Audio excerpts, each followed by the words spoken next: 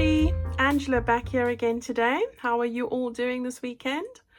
I thought I would share with you what I've done for Rachel for her subscriber challenge. So Rachel from Roxie Creations. She's also running a birthday subscriber challenge. You can enter and yourselves. I think it closes later on this month in March. And you're able to make any ephemera tags, pockets as far as I'm aware, or you can do a page layout like I've done here. So I'm going to share with you mine. I'll put Rachel's link in the description box if you'd like to enter her challenge. So have a look. This is the front of mine. I've got quite a few layers in here, so I'm sorry, Rachel. It's probably too chunky, but you can take things out, so that's no problem at all. Right, so just the front of my page, I've got a bit of a pocket, well, it's a envelope that I've altered. So I've got a backing page here. I've stenciled underneath. I don't know if you can see that there in the corners. And then I've got a page that I've just put on top of that to seal my envelope in there. These come from Calico Collage. And then what I've done is I've stenciled on the back of the envelope, fussy cut an image out there. And then what I've done is I've made a journal card to fit into the side. These are from my porch prints, wildflowers. So that goes in over there. And then I've got a little tea bag pocket over here, and I've made a little tag to go in there, and these come from Tracy Fox's collections, one of her many. So that fits in there. And then I have just layered up the front. If you have a look, a little butterfly here with a little pearl. I've put some Tim Holtz, the crocheted Sizzix die. I've just taken a piece of that. This is Artie Maze's, one of her, I think it's a floral collage kit. I've got die cuts. I've got some other doily die cuts there. And underneath here I have a glassine bag which I've made into another pocket, so just some bits and pieces I've collaged there. And then this over here is a tag. So the tag comes again from Tracy Fox's botany, one of her botany collections. So I've just backed that onto some card, stitched around it, put some sari silk at the top there with some little goodies and some beads. So that's all I've done there, and that fits into the top of that bag over there like that. So that's the front. Oh, and I think I put some beads, some glass beads just on the end of the tea bag holder. So that's the front. Move that over.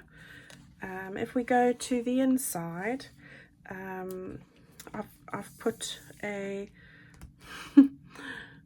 thingy there that I can tuck things in. I can't think of my words today. Oh, I've used a couple of Tracy Fox's lovely labels.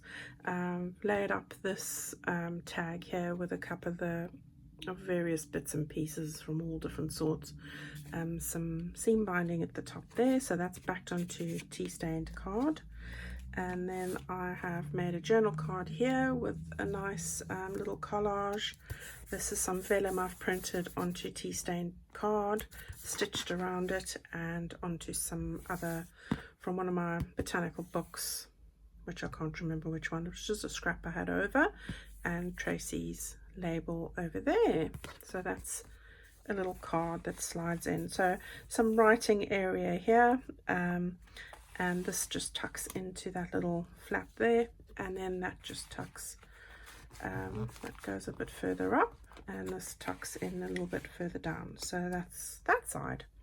Moving on to the other side, we've got another envelope that I've adapted, put on one of Tracy's little labels there and layered it up with some calico and some cheesecloth.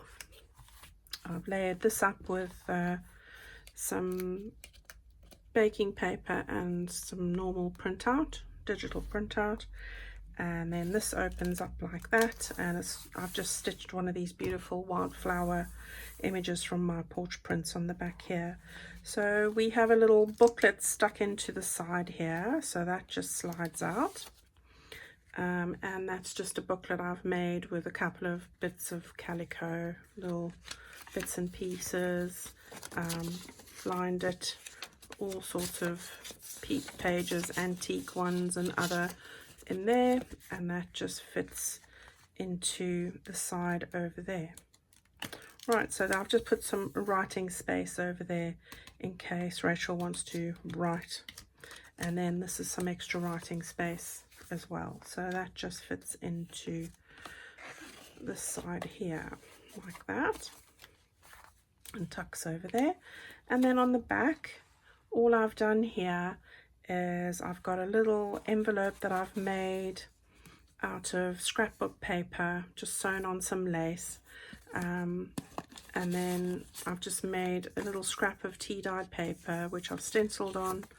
It's another little writing space for her, so I've just tucked that inside here like that, and then I have got one of these one-page pockets, stitched on a little image here. I think that one is from Amity Bloom. Some layering, some a butterfly with some cheesecloth behind that stitched around it, and I've put a Artie Mae's page behind here as well. If you want to know how to make these, or if you want to know how to make any of these other things, I'll put them, or even this, I'll put them in the description box below, and you can have a look. I do have tutorials on how to do all of that. All right, so this is just some ephemera that I had in my stash. The envelope slides in over there. I've got the lace over that, and then these 3 pieces of ephemera, I have just shingled them like that, and they slide in behind over there. So that's that. A bit of a chunky one there, but Rachel, you can take out what you don't want in there. And there we have it. So Rachel, I hope that you like that. I will be getting that off to you as soon as possible, and hopefully it gets to you in time. So if any of you would like to find out how I'll go about making of this, please feel free, as I said, look in the playlist below, and also go and see, if you haven't yet, go and enter Rachel's challenge. She's got some lovely goodies up on offer that you could most probably win as well. So please leave a comment if you've got any questions. I still have my challenge open. It closes on the 21st of March, so you are most welcome to participate in that still, and you can contact me via my email or Instagram or any of those other methods. All the links for that are down below. I also have the little icons you can click in my main homepage on YouTube, and that will take you to the various sites as well. So thank you all for watching. If you like what you see, I'd love it if you'd leave a comment or a like, or if you haven't yet, subscribe to my channel, and that would be wonderful. So I look forward to seeing you all in the next video. Thank you very much. Bye bye.